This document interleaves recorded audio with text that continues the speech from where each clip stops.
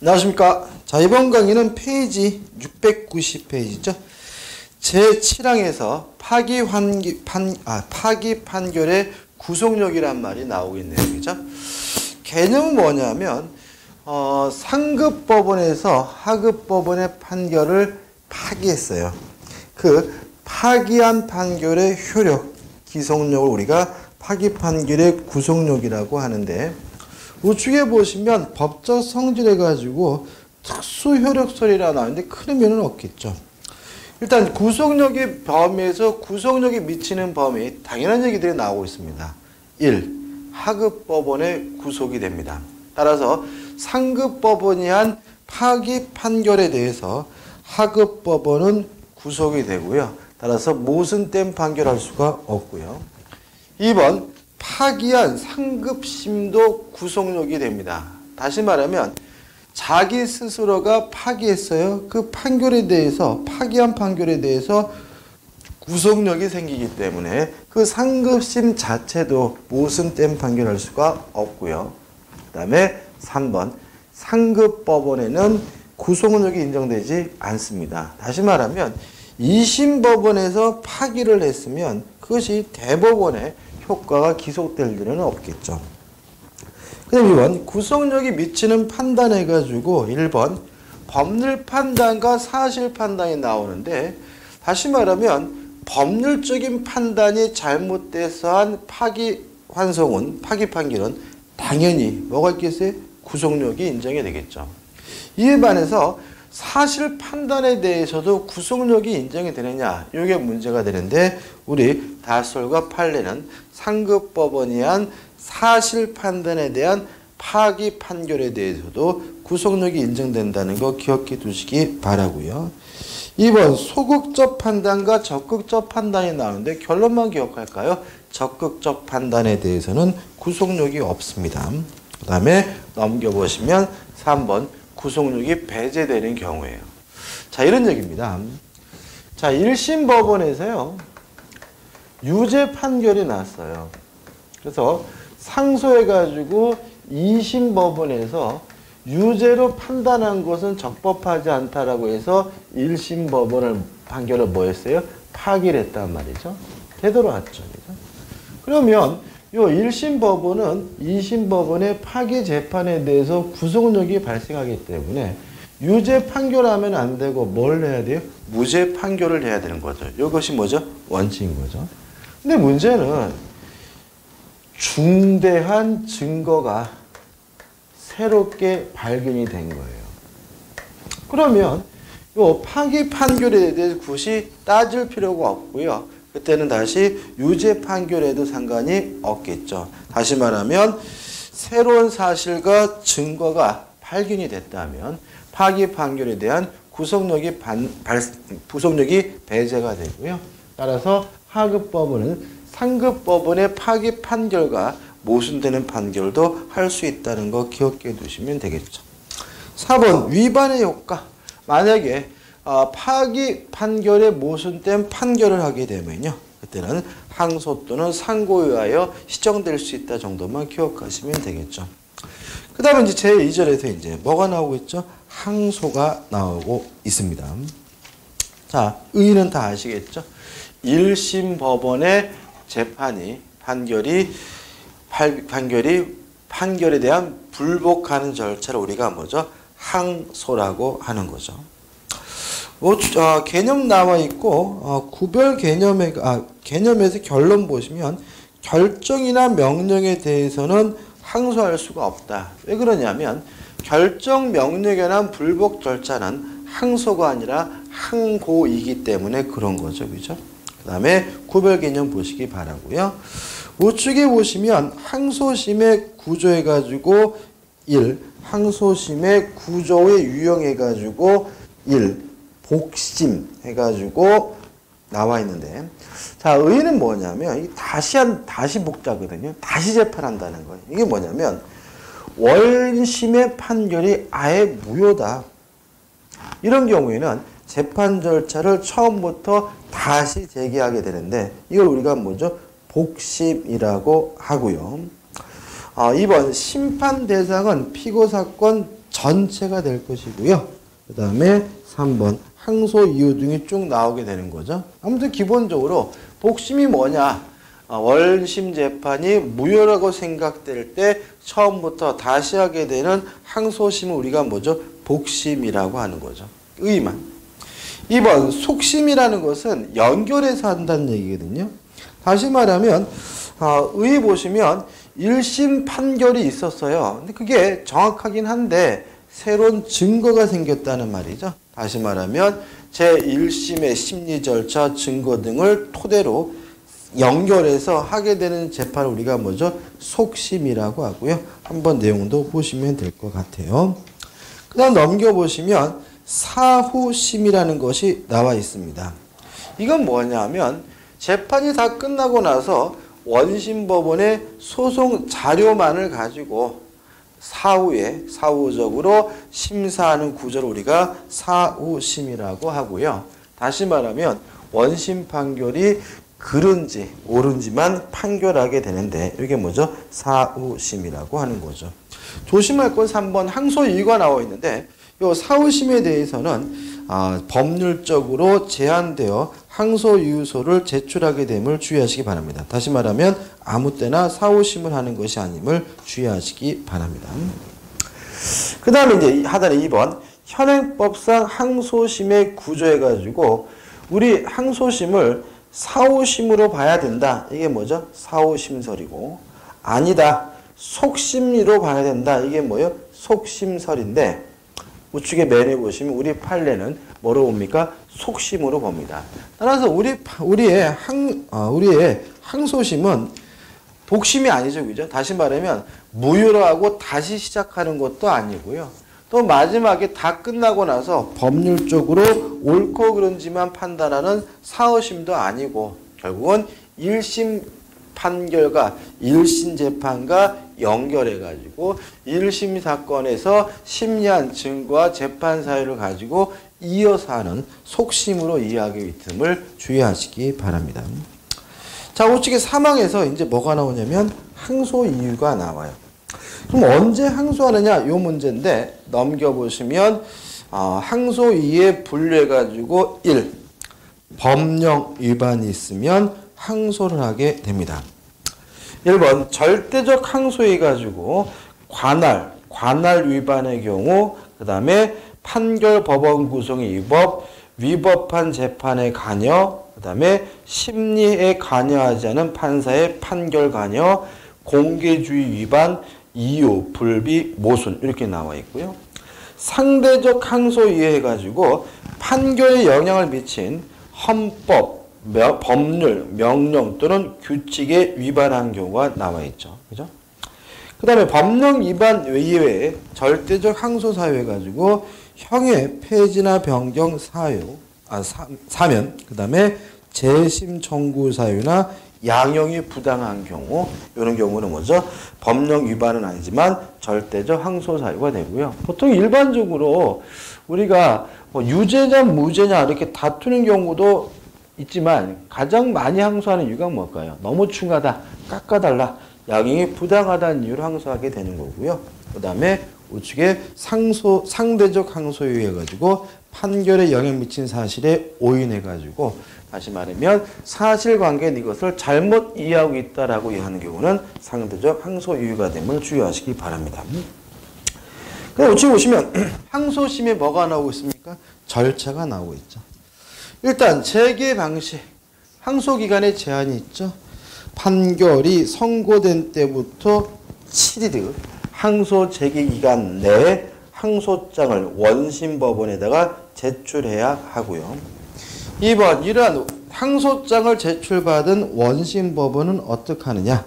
1번 원심법원에 조치해가지고 만약에 항소장 자체가 위법한 경우에는 그 항소를 뭐하게 돼요? 기각해야 되고요. 물론 기각 결정에 대해서는 즉시 항고하는 것이 가능하고요. 만약에 기각하지 않는다면 원심법원은 항소장을 받은 날로부터 14일 이내에 소송 기록과 증거물을 함께 항소법원에다가 송부해야 하는 거고요. 이번 항소법원의 조치인데 이러한 원심법원으로부터 소송 기록 등을 받은 때는 즉시 항소인과 상대방에게 그 사유를 뭐 해야 됩니까? 통지해 줘야 되겠죠. 3번 항소 이유서의 답변서에 제출이 나와 있는데 1번 항소 이유서와 답변서에 제출해가지고 A 해가지고 20일 이내에 항소 이유서를 항소법원에 뭐 하게 돼요? 제출해야 하고요. 만약에 이러한 이유서를 제출받았다면 항소법원은 지체 없이 부본 또는 등본을 상대방에게 송달해 줘야 되고요. 그 다음에 넘겨보시면 10번 만약에 이 상대방이 이러한 이유서를 송달받았다면 12일 이내에 답변서를 항소법원에 제출해야 합니다. 한번 보시면 되겠죠. 그죠? 판례가 나오는데 판례는 뭐 큰 의미 없습니다. 우측에 보시면 항소 이유서 미제출의 효과가 나와요. 자, 이게 뭐냐면, 자, 항소가 이루어졌고요. 기각이 없어서 항소법원에다가 소송 기록 등이 뭐가 됐어요? 송부가 되겠죠. 그러면 이 송부가 되면 이제는 왜 항소했는지 그 이유서를 어떻게 해요? 제출해야 되는데 만약에 제출하지 않는다면 원칙적으로 항소를 뭐 하게 됩니까? 기각하게 된다는 거 기억해 두시기 바랍니다. 따라서 항소했다면 반드시 며칠 이내죠? 20일 이내에 항소 이유서를 제출해야 기각당하지 않음을 주의하셔야 되겠죠. 넘겨보시면 이제 항소심의 심의가 나와요. 일단 특별한 것은 없고 매일 이런 말 있죠.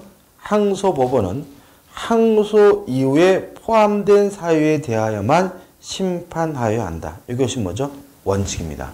다시 말하면 사람을 죽였다라고 해서 유죄 판결을 받았고 그 결과 뭐 20년 무기징역형을 받았는데 양형이 너무 가다란 이유로 항소가 됐다면 법원은 그 사람이 사람을 죽였는지 안 죽였는지에 대해서는 심리하지 않고요.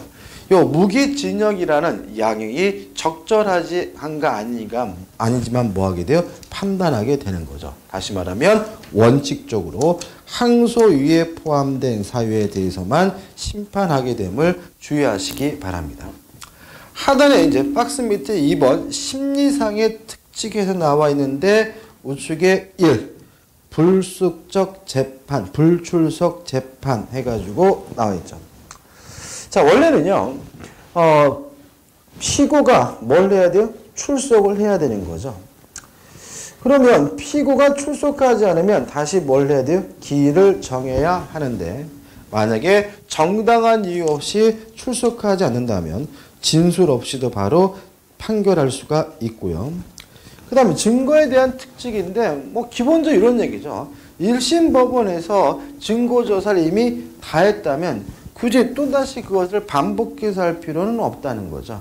따라서 1심 법원이 인정한 증거에 대해서 증거조사 없이도 증거로 할 수 있다는 거 기억해 두시면 되겠죠. 3번 항소심의 재판입니다. 1. 공소 기각 결정. 다시 말하면 기각 사유가 있다면 기각하면 되고요.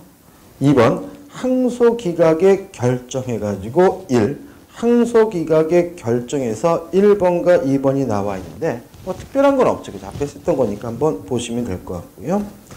2번 항소 기각의 판결 해가지고 A 1번. 자, 지금 우리가 첫 번째 1 항소 기각의 결정이라는 건 형식 판결이거든요. 다시 말하면 형식적 요건을 갖추지 않았다면 항소법원은 기각을 결정하게 되고요. 만약에 형식적 요건을 뭐 갖추긴 했지만 항소가 이유가 없는 것을 판단된다면 그때는 2번 항소 기각 판결을 하게 된다는 거 기억해 두시기 바라고요. 3번 만약에 심리 결과 항소 이유가 적법하다면 이유가 있다라고 판단된다면 원심 판결에 대해서 파기 결정을 판결을 하게 된다는 거 기억해 두시면 되겠죠. 그럼 결과적으로 실제로 이렇게 되는 거죠. 항소가 제기됐는데 형식적 요건을 갖추지 못했어요. 항소 기각 결정. 그죠?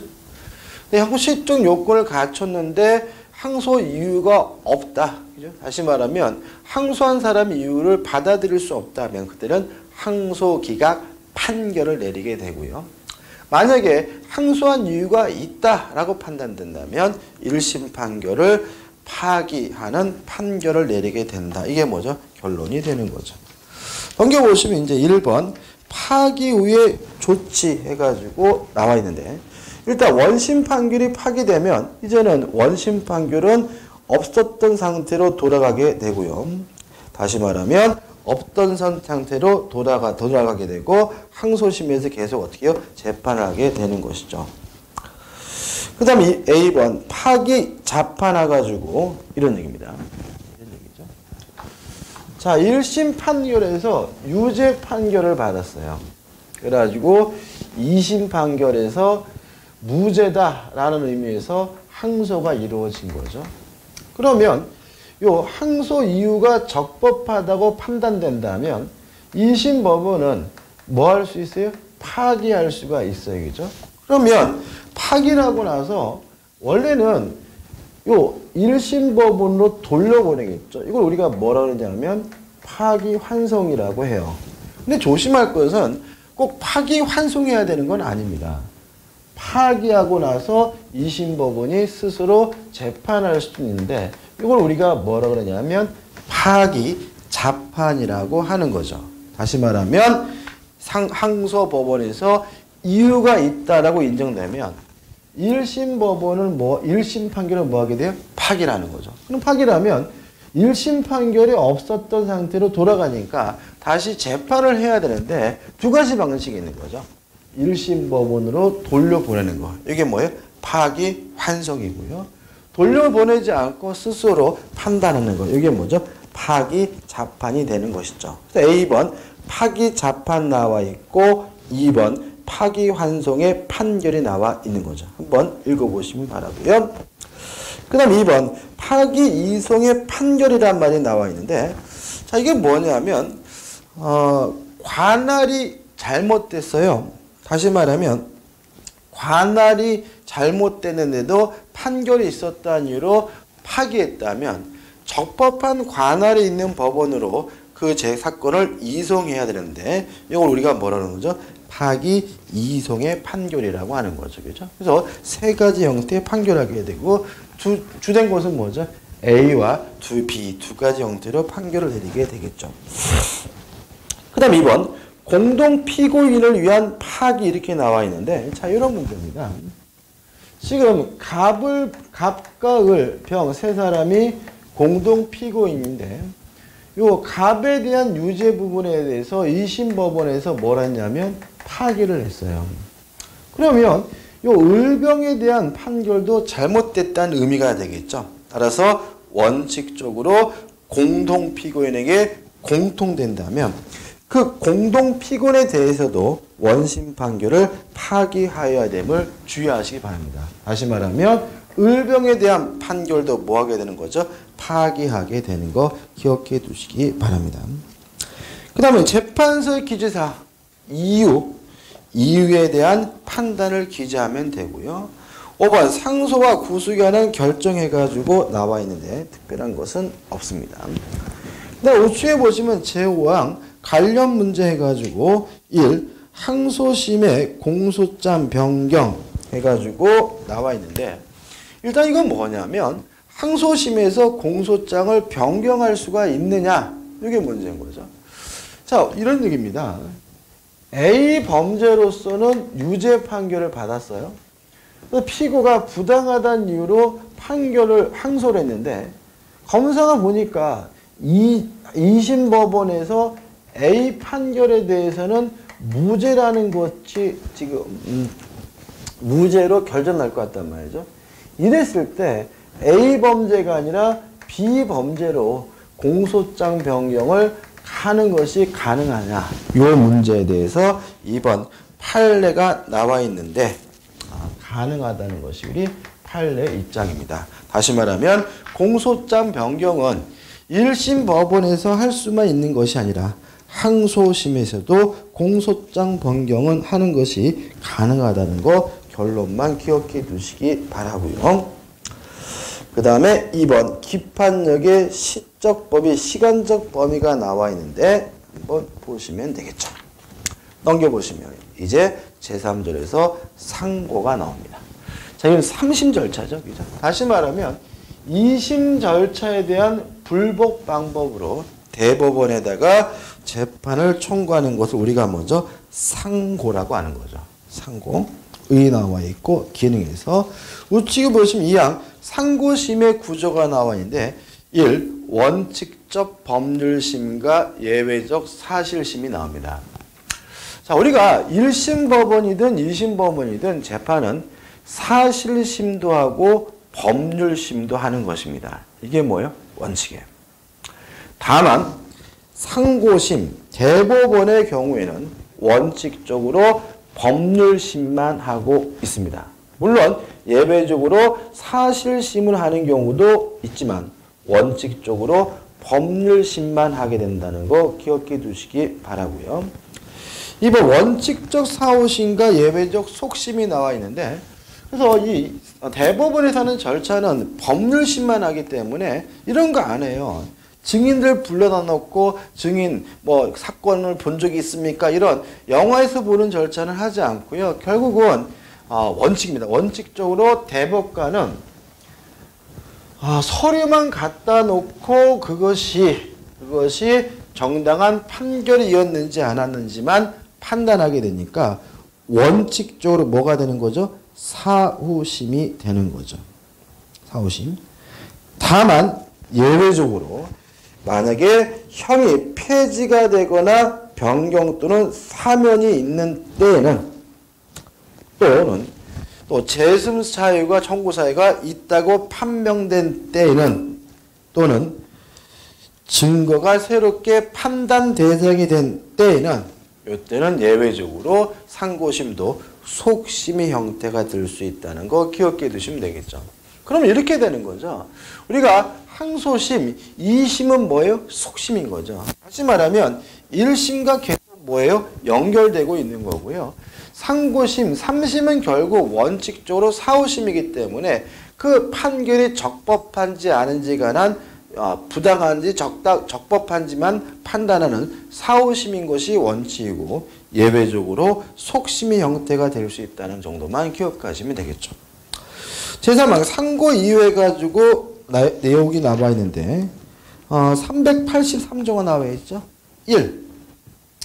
헌법, 법률, 명령 또는 규칙의 위반이 있을 때 뭐가요? 원심 판결이. 2. 판결 후 형의 폐지나 변경 또는 사면이 있는 때.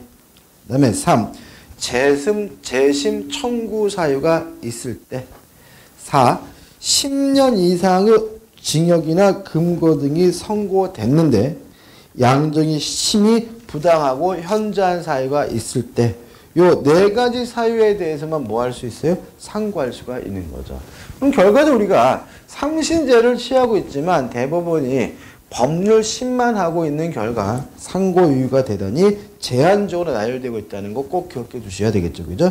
첫째, 1. 법률 등에 뭐죠? 위반했을 때. 2. 형이 폐지, 변경, 사면됐을 때. 3. 재심 청구 사유가 있을 때. 4. 그 다음에 10년 이상의 징역인데 양형의 심이 심하게 현저하게 부당한 때는 상고 이유가 됨을 주의하시기 바랍니다. 그래서 일반적으로 우리가 2심 법원까지 가서 유죄 판결을 받았어요.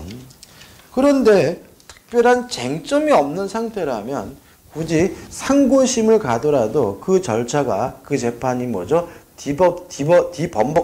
번복되는 것은 대단히 어렵다는 거 좀 생각해 보실 필요가 있는 거죠. 자, 706페이지 오시면 이제 뭐가 나오냐면 상고심의 절차가 나와요. 특별한 건 없습니다. 체계 방식 7일 이내에 상고장을 원심법원에 제출하면 됩니다. 2번 원심법원의 조치.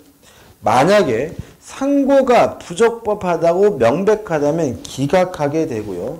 그것을 제외하고는 10살 이내에 상고법원에 소송 기록 등을 송부하게 되고요. 2번 상고법원은 이러한 송부를 받았다면 즉시 그 사유를 상대방에게 뭐죠? 상고인과 상대방에게 통지해 줘야 되고요. 그 다음에 변호인이 선임이 있는 때는 변호인에게도 이 사실을 뭐죠? 통지해 줘야 되겠죠. 그 다음에 상고이유서와 답변에서 1. 상고이유서의 제출. 통지받은 날로부터 20일 이내에 상고이유서를 제출하게 되고요. 2번. 만약에 이유서가 제출됐다는 사실이 송달이 됐으면 답변서를 받은 날로부터 10일 이내에 뭐죠? 상고법원에 제출해야 합니다. 우측에 상고심에 심리해가지고 1. 상고심에 변론해가지고 1. 피고인 자신은 변론할 수가 없다는 거 주의하시고 따라서 피고인을 소환하거나 출석을 요하지 않음을 주의하시기 바라고요. 그럼 결과적으로 누가 필요한 거죠? 변호사가 필요하기 때문에 변호사가 아닌 자를 변호인으로 선임하지 못하고요. 또 변호사가 아니면 피고인을 아예 변론하지 못함을 주의하시기 바라고요. 3. 이유서에 의하여 변론하게 되고요. 그 다음에 4 해가지고 한번 읽어보시면 되겠죠. 그래서 보시면 알겠지만 법률심이기 때문에 당사자 주의 같은 밀고 땡기고 하는 그런 과정이 생겼다는 거죠. 그래서 대법관은 이유서 등을 또는 답변서 등을 제출받아서 그것을 근거로 해서 원심 판결이 정당한지 정당하지 않은지만 뭐하게 돼요? 판단하게 됩니다. 이번 상고심의 심판 범위 이런 거 없죠. 이유서에 포함된 사항에 관하여만 심판해야 되는 것이 원칙이고요. 3번 서면 심리해가지고 3번에서 나오는데 한번 읽어보시기 바라고 서면으로 할 수 있다 이런 말이 나왔죠. 그죠? 그 다음에 특별한 경우에는 참고인을 진술을 들을 수가 있다. 다시 말하면 변론을 열어서 그러니까 우리가 1심이나 2심은 항상 공판정에서 변론을 하게 되잖아요. 그죠? 근데 상고심은 항상 하는 게 아니라 특정한 사항에 관하여만 변론을 열어서 참고인의 진술 등을 청취할 수 있다는 정도가 특색이 있는 것이죠. 근데 상고심 재판 1. 공소 기각의 결정. 다시 말하면 공소 자체가 부당하다면 기각 결정을 내리게 되고요. 2번 상소 기각의 재판. 1번 상고 기각의 결정. 뭔지 아시겠죠? 상소가 절차적 요건을 갖추지 않았다면 기각 결정을 하게 되고요. 만약에 상고 이유가 적법하지 않다면 상고 이유가 없다고 인정된다면 상고 기각 판결을 내리게 되고요. 그 다음에 3번 원심 판결의 파기의 판결. 만약에 이유가 있다라고 인정이 된다면 그때는 뭐죠?